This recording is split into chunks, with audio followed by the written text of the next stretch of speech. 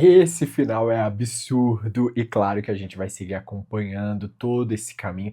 Você conseguiu entender esse final, essa parte? Porque o cara volta rico, de joelho, pedindo a Sibila em casamento, oferecendo ali a vida que ela sonhou. E ela olha pra ele e fala: não, não uma vez, 3 vezes. O Harry juntou dinheiro conduzindo gado, comprou o sonho de volta e a Sibila simplesmente recusa. Gente, isso óbvio que não é uma birra, mas eu acho que a coisa mais corajosa que uma história de época fez, assim, claro que a gente vai explicar cada decisão de tudo isso.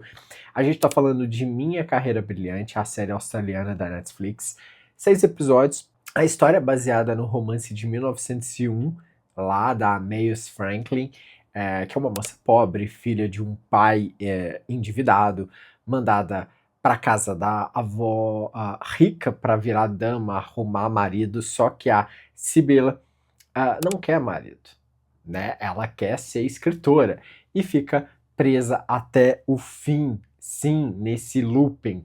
Mas eu vou te explicar por que aquele não era a única resposta possível, né?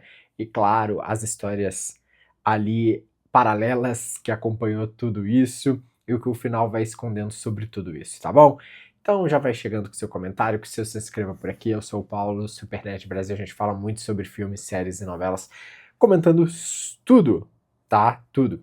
Agora, a cena que fecha tudo, que é o verão de 1900, lá, tal, Sibila vendeu o colar da mãe para comprar papel e começar a escrever de verdade. Uma história dela já tinha sido rejeitada por faltar ali veracidade, e ela recebeu o conselho que viria a chave da série, escrever a sua própria verdade.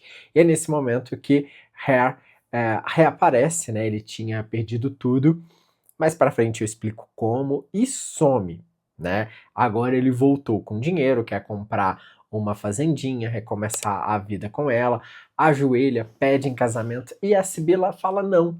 E assim, se a gente for reparar nessa justificativa, porque é aí que mora a genialidade. Ela diz que não precisa ser resgatada. Entende isso, né? O Harry, ele volta como salvador, né?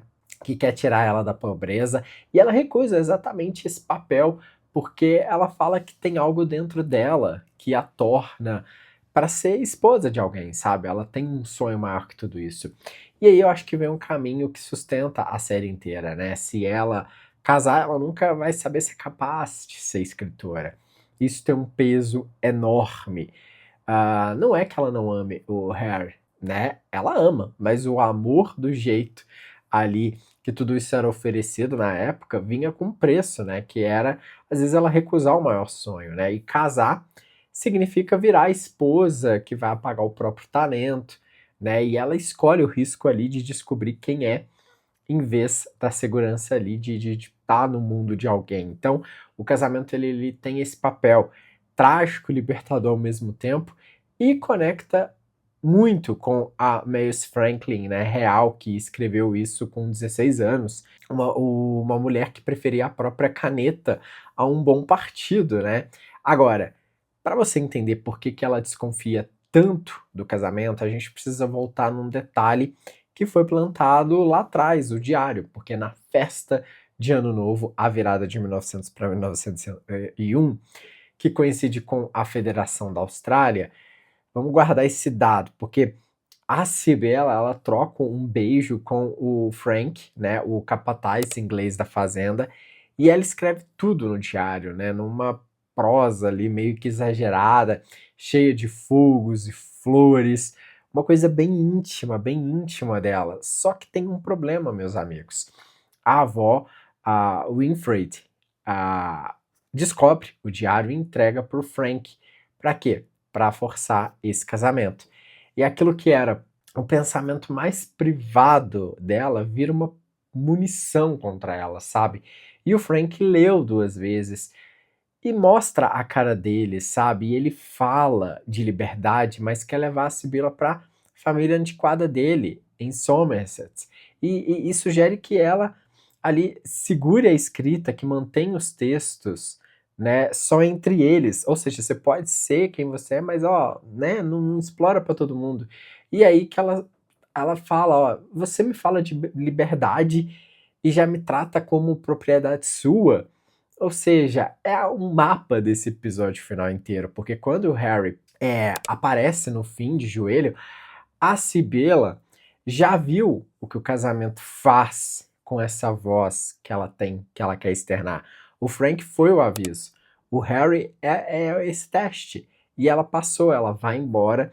E isso abre a pergunta, sim, que vai ficar ecoando nesse universo. Será que ela vai ficar sozinha por escolha ou por medo?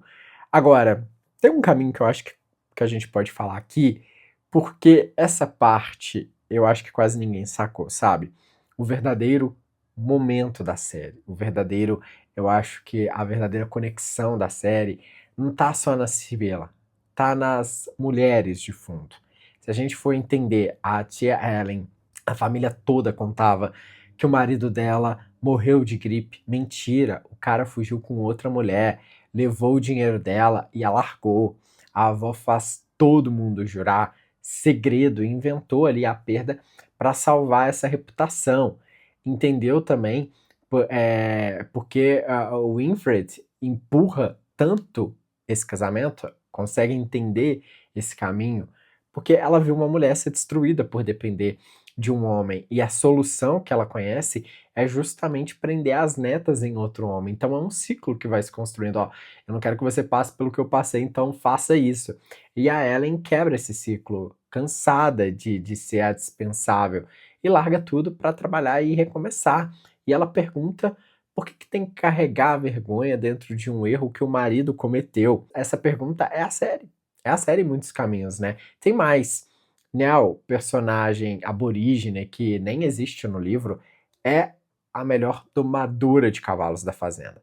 Ela quer ser capaz, e o posto vai para um outro homem, né? O Dean, né? E a Nell explode. Ela não é o pai dela, não é branca, não é um homem, é só ela mesma. E por isso é passada para trás. Ou seja, é um núcleo mais político ali. E a Beth, irmã da Nell, engravida de um policial, o Jack, que é promovido e abandona para não perder o emprego. Então ela faz tudo isso, decide criar a filha sozinha e tá vendo esse padrão? Cada mulher da série encara o mesmo dilema da Sibela de um ângulo diferente. Então quando ela fala não no final, ela tá até falando, inclusive, com as outras mulheres que passaram por tudo isso, né? Agora, a gente pode conectar alguns pontos aqui dessa história muito importante, né? O primeiro, eu acho que é o terno no baile, né? Os vestidos da Sibela são sabotados e ela aparece de terno, assim, sabe? É a personagem inteira, assim, traduzindo uma mulher que se recusa a caber nesse molde ali e tal, de mudar esse caminho, né? É uma série que fala muito sobre isso, né? E o segundo também um detalhe da Federação da Austrália, que é em 1º de janeiro de 1901, junto vem uma lei nova que permite mulher ter propriedade. Entende por que o final acontece nesse ano exato? A obra conseguiu amarrar a independência da Cibela ao momento que o país inteiro está renascendo e as mulheres pela primeira vez podem ter algo em nome próprio. Então o pano de fundo de tudo isso é a construção da série. E tem, a gente não pode deixar de falar, a Augusta, tia do Harry, e personagem criada para a série. Ela diz que vai ser um grande dia quando a mulher não precisar de um homem para protegê-la, né? Só de si mesma. E é um pouco disso da Sibela também no final, ou seja, ela planta um pouco desse caminho ali e a Sibela executa.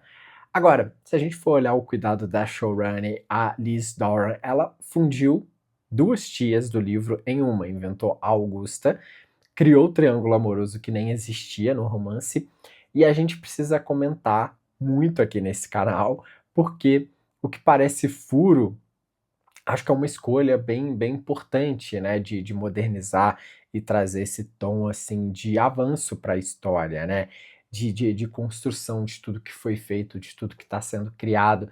Vamos falar do que eu comentei lá no começo? Por que que aquele não é a resposta possível? Porque a série passou 6 episódios mostrando o preço do sim. A Ellen abandonada, o diário virando arma, o Frank tratando a Sibela como essa propriedade, a Beth largada com um filho, e se a Sibela dissesse sim pro Harry, tudo isso seria por nada. E o Harry tinha perdido ali, ou seja, todo esse caminho, rompido o noivado, por orgulho sumido. Ele volta redimido, mas o ponto é, Sibila não precisa da redenção dele, né? O veredito é esse caminho, né? O final é merecido e coerente, né? Porque ele troca o beijo por uma escolha difícil e é justamente intenso, dramático, e ele funciona. E sim, a gente precisa dizer isto, é um desfecho bem honesto, né? E de todo esse caminho. E vamos a teorias, comentar sobre teorias. A gente vai reparando como que a série termina, né? Com a Sibila escrevendo o próprio livro, depois de ouvir Escreva a Sua Verdade, o nome do livro que ela escreve, Minha Carreira Brilhante, ou seja, a série é a história da mulher que escreveu a própria série, e a Miles Frank real teve uma continuação chamada My Carrie Goes Bank, né? Sobre a mesma personagem depois de virar ali uma escritora publicada. Então, se rolar uma segunda temporada, eu acho que uma aposta que a gente vai ter é a Sibila enfrentando o mundo editorial, a fama, o mesmo dilema, só que agora com uma caneta na mão, né? E ninguém pode tirar isso mais. Talvez até reencontrando o Harry Beecham em outros tempos, né? E aí, o que você achou desse final? Já te pergunto tudo isso. A Sibila estava certa em recusar o Harry Beecham ou jogou fora o grande amor da vida dela por medo? Quero saber a opinião de vocês, hein? Deixa o seu likezão por aqui, se inscreva, tamo junto e até o próximo vídeo do Super Nerd Brasil.